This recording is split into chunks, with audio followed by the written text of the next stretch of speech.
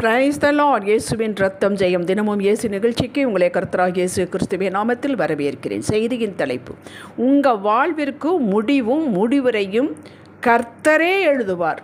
ஆதார வசனம் ஏசாயா 14:24. நான் நினைக்கிறபடியே நடக்கும், நான் நிர்ணயித்தபடியே நிற்கும் என்று சேனைகளின் கர்த்தர் ஆணையிட்டு சொன்னார்.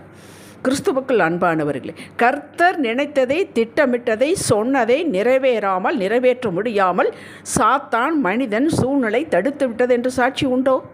கேள்விப்பட்டது உண்டோ? இப்படி சொல்வதற்கும் கேள்வி கேட்பதற்கும் கூட அச்சமாயிருக்கிறது. நாம் பேசுவது போல அவர் பேசுவதில்லை, நாம் நினைப்பது போல அவர் நினைப்பதில்லை. இயேசு பூமியில் வாழ்ந்த காலத்தில் தோல்வியை பற்றியோ, தரித்திரம், வறுமை, நோய், வியாதி இவைகளின் தாக்கத்தை பற்றியோ பேசவே இல்லை. மாறாக இவைகளிலிருந்து விடுதலையாக பற்றித்தான் பேசினார், விடுதலையாக்கினார். 4 சுவிசேஷத்திலும் பாருங்கள், யூதர்கள், பரிசேயர்கள், மூப்பர்கள் இயேசுவை எப்படி கொலை செய்வது என்று அவருடைய மரணத்தை பற்றியே யோசித்தார்கள், பேசினார்கள். இயேசுவோ தாம் உயிர்த்தெழுதலை பற்றியே பேசினார். இந்த ஆலயத்தை இடித்து போடுங்கள், 3 நாட்களுக்குள் எழுப்பவே என்று சேலஞ்ச் விட்டார். அவர் உயிரோடு இருக்கிறார், நான் காண்பேன் என்று சொன்ன யோபு வாழ்வில் உயிர்ப்பிக்கப்பட்டான், விடுதலையானான், இரட்டத்தனையாய் ஆசீர்வதிக்கப்பட்டான். ஹல்லேலூயா! அப்படி நாம் பேச வேண்டும். அவரை பற்றி, அவருடைய வல்லமையை பற்றி, அவருடைய மகிமையை பற்றி பேச வேண்டும். உலகத்தில் எல்லாம் இருக்கத்தான் செய்கிறது. இருக்கிறது ஏன் பேச வேண்டும்? மார்த்தாள், மரியாள், லாசரு நோய்வாய்ப்பட்டதை, மரித்ததை இதையே மாறி மாறி பேசினார்கள். கர்த்தரோ லாசரு உயிர்த்தெழுதலை பற்றி பேசினார். நீ விசுவாசித்தால் தேவ மகிமையை காண்பாய் என்று மார்த்தாளை பார்த்து சொன்னார். அவர் பேசினார், யோசித்தார் என்றால் அப்படியே நடக்கப் போகிறது என்பதாகும். ஜெப ஆலய தலைமை யவீரின் 12 வயது மகள் மரித்துவிட்டாள் என்கிறது பேசினார்கள், அழுதார்கள். கர்த்தரோ பயப்படாதே, விசுவாசம் உள்ளவனாய் என்று யவீரை பார்த்து பேசினார். அவள் மரிக்கவில்லை, நித்திரையாய் இருக்கிறாள் என்றார். அவள் மரித்தது உண்மை, நித்திரையாக இருக்கிறாள் என்று சொன்ன சிரித்தார்கள். இவர் தெரியாமல் பேசுகிறார் என்று. இயேசு அந்த மகளை உயிர்ப்பிக்கப் போகிறதையே யோசித்தார். உயிர்த்தெழ வைத்தாரே. ஆமாங்க, ஒரு காரியம் நடக்கக்கூடாது, நடந்துவிட்டது, தொலைந்து விட்டது, காணாமற் போய்விட்டது, நஷ்டமாகிவிட்டது, கைக்கு எட்டினது வாய்க்கு எட்டவில்லை, தருவேன், கொடுப்பேன், வருவேன், செய்வேன் என்று சொன்னவர் ஏதும் செய்யவில்லை, ஃபோன் பண்ணினால் கூட எடுப்பதில்லை என்றால் பெண்ணை எப்படி சொல்வது? ஆம், இவைகளெல்லாம் உண்மைகள் தான். இருப்பினும் இதை கர்த்தர் எப்படி பார்க்கிறார், என்ன செய்ய போகிறார், அவர் என்ன செய்ய வேண்டும், இதைத்தான் பேச சொல்கிறார். இதற்குத்தான் பிரயாசம் எடுக்க சொல்கிறார். கேள்விப்பட்டது, பார்த்தது எல்லாம் உண்மைதான். 1 சாமுவேல் 30ஆம் அதிகாரத்தில் 8வது வசனத்தை வாசித்து பாரு. தாவீதுடைய கூட்டாளியில் வெளியில் போயிட்டு சிக்லாகுக்கு வருகிறார்கள். அதாவது பெலிஸ்தியர் நாட்டில் இருக்கிறார்கள். அமலேக்கியர்கள் வந்து மனைவி, மக்கள் எல்லாம், குழந்தை குட்டியை எல்லாம், ஆடும் அத்தனை ஒன்றிடம் அந்த இடத்துல குடியிருந்த சுவடே இல்லாமல் எல்லாம் எடுத்துக்கொண்டு போய்விட்டான். வந்து பார்த்தார்கள். பலமுட்டு மட்டும் அழுதான். உண்மைதான், போய்விட்டது, முடிந்தது. அந்த முடிவை அவன் ஏற்றுக்கொள்ளவில்லை. கர்த்தரிடம் கேட்டான், ஏபோத்தை அணிந்து கொண்டு கேட்டான், நான் தொடரலாமா? தொடர். பிடித்துக் கொள்வேனா? பிடித்துக் கொள்வாய் என்றார். பிசாசு முடிவு எழுத அவன் விடவில்லை. கர்த்தரை பற்றி அவனுக்கு தெரியும் தாவீதுக்கு. அதே போல அவன் புறப்பட்டு போனான். இடையிலேயே உதவி செய்வதற்கு ஆட்களை ஆண்டவர் எழுதி வைத்தார். மீட்டுக்கொண்டான், சகலத்தையும் மீட்டுக்கொண்டான். வாசித்து பாருங்கள் 1 சாமுவேல் 30:19. வேதத்தின் சாட்சிகள் என்ன சொல்கிறது? ஏன் இத்தனை சாட்சிகள் வேதத்தில் எழுதி வைக்கப்பட்டுள்ளது, பதிவு செய்யப்பட்டுள்ளது என்றால் நமக்காகத்தான். பிசாசு ஒன்றை முடித்துவிட்டு, நடந்து விட்டது, முடித்து விட்டது என்று கத்தினால் அது முடிவும் அல்ல, முடிவுரையும் அல்ல. ஆரம்பித்தவர் கர்த்தர். உங்கள் வாழ்வை, என் வாழ்வை ஆரம்பித்தவர் அவர். கல்வாரி சிலுவை பாட்டில் உயிர்த்தெழுதல் பிரகாரம் அந்த உயிர்த்தெழுந்த வல்லமையை கொண்டு ரத்தத்தினாலே கழுவி ஆரம்பித்து வைத்தவர். விட்டு விடுவாரா? அவர்தான் நம் வாழ்விற்கும் முடிவுரை எழுதுகிறவர். சிலுவை மரணத்தை சாத்தான் முடிவு என்று தான் திட்டமிட்டதை செய்து முடித்து விட்டதாக கொக்கரித்தான். 3ஆம் நாள் ஒன்று உண்டு என்பதை அவன் அறியான். 3ஆம் நாள் உயிர்த்தெழுந்த இயேசு அவன் முகத்தில் கரியை பூசினார். இழந்து போனதை தேடவும் ரட்சிக்கவே வந்தேன், சாத்தான் சகல செயலை அழிக்கவே வந்தேன் என்று பிரகடனப்படுத்தினார். லூக்கா 19:10, 1 யோவான் 3:8. ஏற்றுக்கொள்ளக்கூடாது. அது உண்மைதான், நடந்தது உண்மைதான்.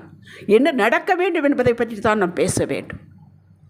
எல்லாருக்கும் வாழ்க்கையில் ஒரு 3ஆம் நாள் உண்டு. எந்த அழிந்து போன காரியமாக, முடிந்து போன காரியமாக இருந்தால் அதற்கு ஒரு 3ஆம் நாள் உண்டு. இந்த நோய் தீரவே தீராது, கடைசி வரை இப்படியே தான். இல்லை சகோதரனே சகோதரியே, 3ஆம் நாள் உண்டு. உயிர்ப்பிப்பார், சரீரத்தை உயிர்ப்பிப்பார், எல்லாவற்றையும் உயிர்ப்பிப்பார். அப்போஸ்தலன் யோவானை அழிக்க முடியவில்லை, பத்மத்தீவில் போட்டு விடலாம், அவனே அழிந்து விடுவான் என்று சாத்தான் திட்டமிட்டு போட்டான். ஆனால் அங்கே யோவானுக்கு இயேசு தரிசனம் கொடுத்தார். மரித்தேன், இதோ சதா காலங்களும் உயிரோடு இருக்கிறேன் என்பவர் பேசினார். அல்லேலூயா. மரித்தது உண்மைதான், எழுந்து விட்டாரே. அப்படித்தான் நம் வாழ்வு. எதெல்லாம் மரித்து கிடக்கிறதோ, எதெல்லாம் விளங்கவில்லையோ அத்தனை உயிர்ப்பித்து தருவார். சகோதரனே சகோதரிய, மகனே மகளே, வரும் காரியங்களை குறித்து பேசினார். வெளிப்படுத்தும் விசேஷத்தில், வெளிப்படுத்தும் விசேஷ புத்தகம் யோவானால் எழுதப்பட்டது. முடிவு என்று சாத்தான் போட்டான், ஆரம்பம் என்று கர்த்தர் எழுப்பினார். பிசாசு திட்டம் போட்டு பத்மத்தீவில் கொண்டு வரும்போதே அதற்கு முன்னமே கர்த்தர் தன்னையும் வரும் காரியத்தை வெளிப்படுத்த ஆயத்தமாகிவிட்டார். உங்களை ஒரு இடத்திற்கு மாற்றிவிட வேண்டும், அல்லது கம்பெனி ஆர்டர்களை நிறுத்திவிட வேண்டும், பிள்ளையின் திருமண காரியத்தை தடுத்து நிறுத்த வேண்டும் என்று சாத்தான் திட்டமிட்டு செயல்படுவதற்கு முன்னமே அப்படி ஒப்பற்ற ஆசீர்வாதத்திற்கு கர்த்தர் திட்டமிட்டு விட்டார். மொர்தெகாயை அழிக்க வேண்டும் என்று செயல்படுவதற்கு 3ஆம் அதிகாரம் எஸ்தர் 3ஆம் அதிகாரத்தால் ஆமான் திட்டமிடுகிறார். 2ஆம் அதிகாரம் லாஸ்ட்லேயே ஆண்டவர் திட்டமிட்டு விட்டார் அவனை உயர்த்துவதற்கு. அன்பர்களே, எந்த சாத்தான் திட்டத்தையோ திடீர் என்று இப்படி நடந்து விட்டது என்ற சூழ்நிலையோ மனிதர்கள் நம்ப வைத்து ஏமாற்றி விட்டார்கள், சோர்ந்து போகாதீர்கள். நீங்கள் ஏமாறுவதற்கு முன்பே கர்த்தர் உங்களுக்கு ஒப்பற்ற திட்டம் போட்டு விட்டார். சிலுவை மரணம்தான் முடிவு என்பதல்ல கிறிஸ்துவனுக்கு. கிறிஸ்துவ வாழ்வு உயிர்த்தெழுந்த நாள், அந்த 3ஆம் நாள், அந்த வெறும் கல்லறை தான் நம்முடைய வாழ்விற்கு அடித்தளமே.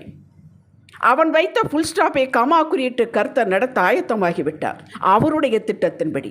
அப்போஸ்தலர் 23ஆம் அதிகாரத்தில் பவுலை கொன்று போடுவரை புசிப்பதும் இல்லை குடிப்பதும் இல்லை என்று 40 யூதர்கள் கட்டுப்பாடு பண்ணி கொண்டு அதற்கான ஏற்பாடுகள் செய்து கொண்டிருக்கும் போதே கர்த்தர் அவனை தப்புவித்து அந்த ஊரை விட்டே பாதுகாப்பான இடத்திற்கு கொண்டு போக ஆயத்தப்படுத்தி கொண்டிருந்தார். படித்து பாருங்கள். உங்கள் வாழ்வில் சாத்தான் நினைத்தபடி, சொன்னபடி, திட்டமிட்டபடி நடப்பதே இல்லை.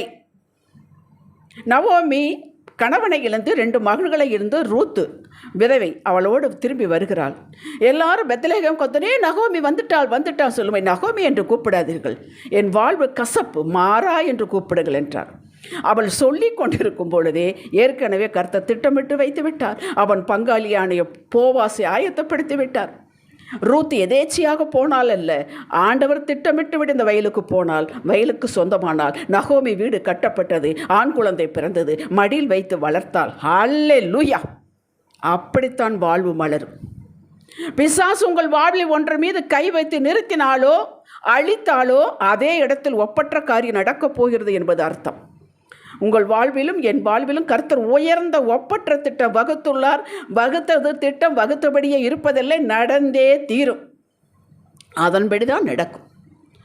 பிசாசு கொண்டு வர திட்டம் நடக்காது. அவனுக்கே முடிவு, பிசாசுக்கே முடிவு கட்டினவர், அவனுக்கே தேதியை குறித்தவர், சர்வத்திற்கும் தேதியை குறித்தவர் உங்களோடு இருக்கிறார். நம்முடைய காலங்கள் அவர் கையில் இருக்கிறது, சாத்தான் கையில் இல்லை. எதை குறித்தும் சங்கடப்பட்டு சோர்ந்து போகாதீர்கள். நீங்கள் விசுவாசித்தால் தேவ மகிமையை செயலை காண்பீர்கள், உங்கள் வாழ்வில் காண்பீர்கள், தினமும் காண்பீர்கள். ஆனால் முடிவு என்றால் கர்த்தர் புதிய ஒப்பற்ற ஆரம்பம் என்கிறார். அவன் முடிவு எழுத முடியாது. கர்த்தர் புதிய ஆரம்பத்தை கொடுத்து முடிவு சம்பூரணம் என்கிறார். நீங்கள் சம்பூரணத்தை தான் காண்பீர்கள், சமாதானத்தை காண்பீர்கள், நிறைவை காண்பீர்கள், செழிப்பை காண்பீர்கள், ஆரோக்கியத்தை காண்பீர்கள். நான் சொல்லவில்லை, வேதம் சொல்லுகிறது. நீங்கள் நம்பினால் இத்தனையும் காண்பீர்கள். ஜெபிக்கலாம்.